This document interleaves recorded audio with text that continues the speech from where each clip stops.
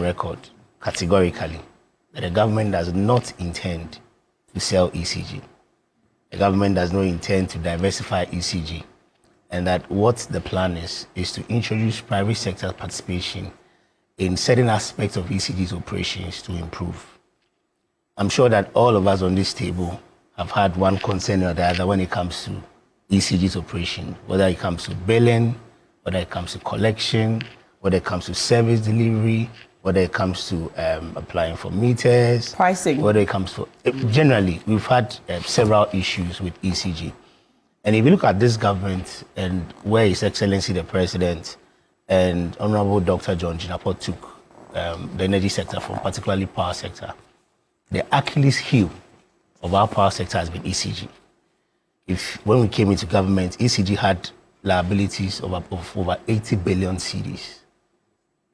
You had IPP debts of 1.73 billion United States dollars. Beyond that, there were how many containers at the ports that had been uncleared? Yeah. There were procurement challenges and a myriad of issues. The inefficiency was high. The AT&C, what we call aggregate technical and commercial losses, stood around 40%. And so there were moves by the government to immediately deal with the challenges. And if you recall, at the time this administration took over, we were shedding load of 700 megawatts in December. So the sector was very, very challenged. There had to be strategic reforms by the minister to ensure that where we are today, we've seen the light on. For 8 good months, there hasn't been any load shedding. 8 months. And we keep saying that anybody who has had his or her power off will be as a result of what we will call localized fault, which will be peculiar to your area. And so if you look at the challenges that the government met, you needed to act immediately. And that is why by the first quarter, His Excellency the President's Cabinet had approved the PSP.